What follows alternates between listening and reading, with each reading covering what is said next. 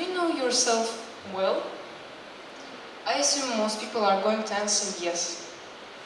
However, if you don't know your personality yet, I'm here to introduce you to 3 different types of people and their personalities.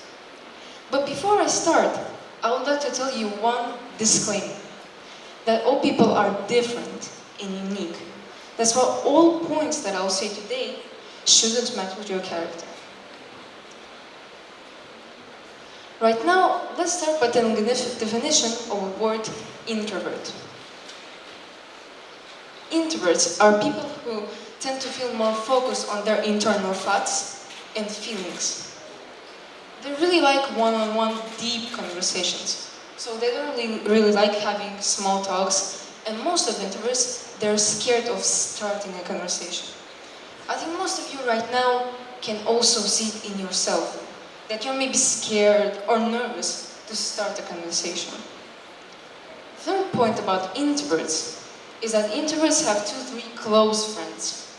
They don't really like going out somewhere, events, parties, or meetings. They prefer to be around their close friends or family members. Right now, let's move to the second type of people, extroverts. Extroverts are actually completely different from introverts.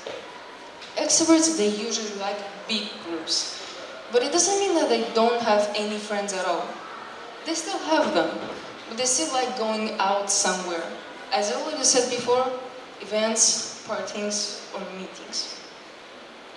And there is one thing that is called social battery, and it actually explains the whole difference between introverts and extroverts.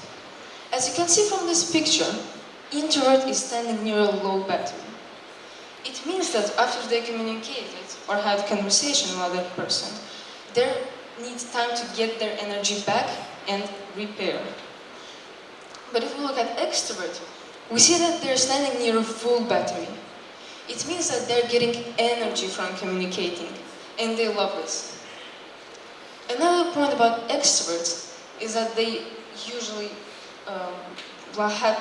they like having small talks, and they're not scared of starting a conversation.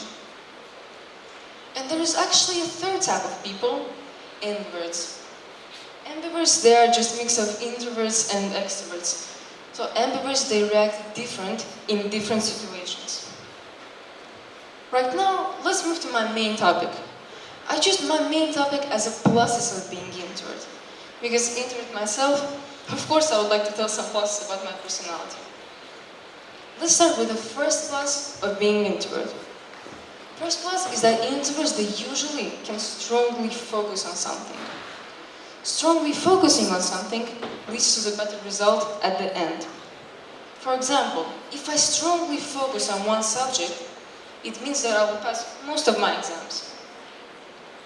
Second plus about being introvert is that usually introverts have really good listening skills. Let's imagine a situation where you and your friend are having a conversation. In this situation, you should listen to them. If you listen to them, they will feel really comfortable with you. They will rely on you. Third plus about being introverts is that usually introverts, they can build really deep and reliable relationship. As I already said before, they have 2-3 close friends. So they choose really good people to surround them. Last but not least, introverts are creative minds. Once a famous physicist, Albert Einstein, said a quote, that the monotony and solitude of a quiet life simulates the creative mind.